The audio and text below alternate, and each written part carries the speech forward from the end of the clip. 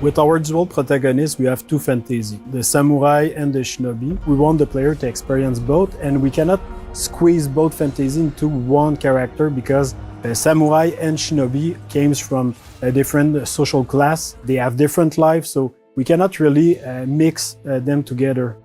The historical character of Yasuke presented a really exciting opportunity for the narrative team. We approached it in the same way that so much of the work is done in Assassin's Creed, which is really in terms of research and history first. Not a lot is known about him, but what we did know, or we do know, is that he arrived in Japan in 1579, right when our game starts.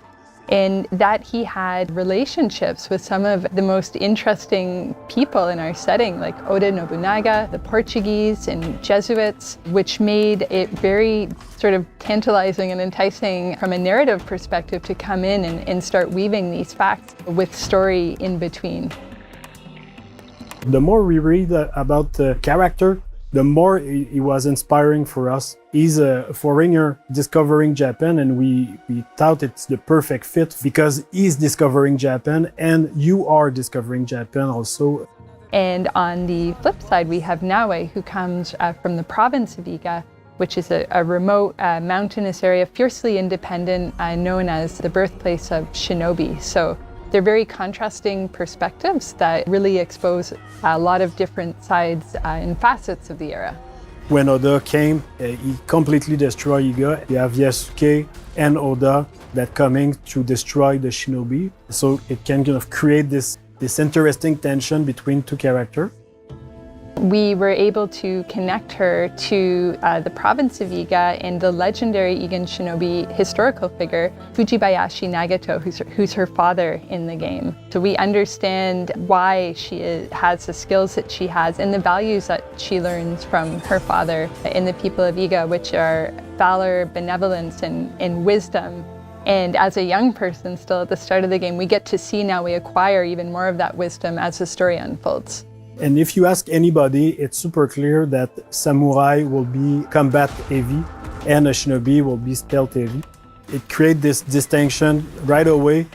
Yasuke can fight with all his advantage, his stature, like he's a big guy, he can break door, he can fight multiple enemies, he can break armor. Compared to Naoe, like her character and their outfit, it's really about being stealth, being unseen. She's the only one with the hidden blade, so they have clear advantage that put them into the stealth and the combat, even if they can do a bit of both. They're a really great pair together because on one side we have Naoe, who's very intense and passionate and determined woman who is very set on her goals. She's kind of got her heart on her sleeve and she'll say what she feels in the heat of the moment. And this intensity that she brings as a shinobi, but that she also brings to her relationship. And this balances very well with Yasuke, who is sort of a thoughtful, level head to Naoe's fiery passion. We really thought about somebody like Yasuke historically who was able to come to Japan and have the life that he did there, to enter service for Oda Nobunaga and achieve all of the things that he did. Like, what kind of person would go through all of this? So our Yasuke is very intelligent, thoughtful, and respectful of this culture that he encounters, and that makes him a very nice sort of counterpart to Naoe. He's a bit mysterious as well, and that's something we get to see unfold as the game progresses.